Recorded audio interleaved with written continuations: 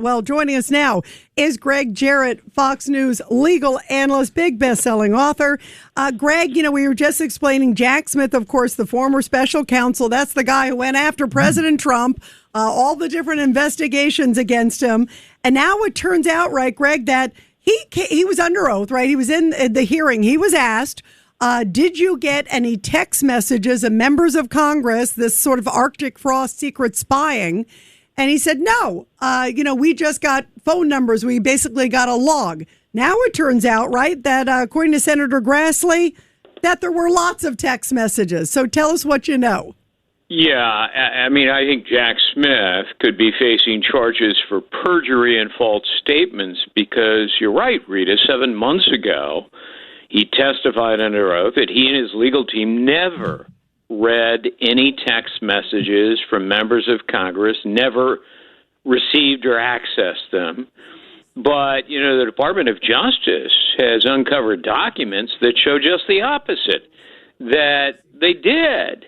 And they read the communications of more than 40 members of Congress, including texts from White House phones. They had a filter team, but that was, it turns out, just for show, because Smith and his team covertly bypassed it to secretly access and read the text, and then Smith lied about it under oath. So, it's a grotesque abuse of power that shredded constitutional protections like the First Amendment and rights to privacy. Smith and his Confederates targeted, in fact, the entire Republican apparatus, a total of more than 430 individuals and organizations spying on their communications, their phone metadata, and now it turns out their text messages, probably emails as well. And, of course, the goal was to get Trump by hook or by crook. Anybody in his orbit as well. They created a political enemies list reminiscent of Richard Nixon. And the documents show also that Judge James Boasberg was complicit, signing a court order compelling phone companies to cough up the records and then, unbelievably, barring them from telling members of Congress, which is strictly prohibited by law. You can't do that.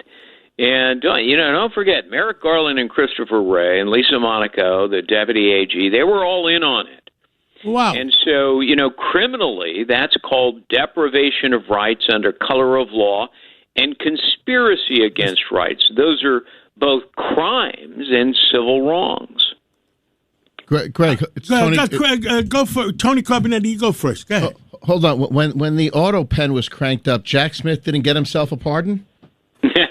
He should have. He should have thought about this a long time ago. He knew what he did. Yeah, he knew what he did. But, in his arrogance, he thought he could get away with it. The problem is there's always a paper trail, and it's taken a while. But, in fact, the DOJ and the FBI have coughed up the relevant incriminating documents. See, Fauci was smart enough to get himself one. Well, yeah, Fauci was smart enough. Now, Greg, nobody's gone to jail that's a Democrat. I mean, a lot of people have gone to jail or got convicted, ready to go to jail as Republicans. I mean, the Democrats really, really did a job on them. Is anybody going to go to jail in the Democratic Party?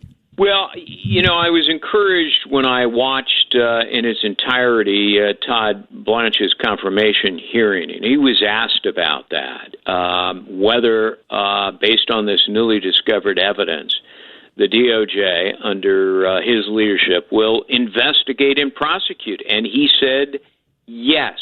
So I know Todd a little bit. I'm going to hold him to his word. Yeah, because we were just talking about, we brought up some of the examples, Greg, in the past. Bannon, Navarro, look at what they did with President Trump. Had he not become president, you wonder what would have happened. So, I mean, I want to know what's going to happen when he's not president. Yeah, well, that's another good point, Greg. I mean, who knows what's going to happen and who knows who they're going to go after. But do you think we actually will? I mean, do you think realistically, it seems pretty clear cut. He's on tape. I was watching it today. This is what he said. And now we know the facts are different. Well, there's a grand jury convened in South Florida that has been looking into the weaponization and the violation of constitutional rights that took place in, the prosecutions against Trump brought by Jack Smith, the one in Florida, the one in Washington, D.C. And I'm fairly optimistic that they have been sedulously gathering the evidence and will potentially bring charges against people who did this. Wow. Well, keep us posted if you could, please, very, very much. Judge Weinberg, do you have something really quick? And let's not forget about the prosecution by the Manhattan DA's office using somebody who's one of the top people at the Justice Department who came to New York, taking a job as an assistant DA to lead the prosecution against Trump. Colangelo, right? Case. I mean, don't forget about that one, Greg. Yeah, I mean, it shows you, Judge, that the Biden administration was behind it. And there's pretty solid evidence that, the White House itself was participating in all four of the criminal prosecutions against Donald Trump. Wow. Well, boy, keep us posted, Thank Greg. you, Greg. It doesn't get more Greg, deep state than this. Us guys, we have to stick together and we have to insist on the justice being done. Yeah, I agree wholeheartedly. Thank you, Greg. Thank you. Thank you for everything you do.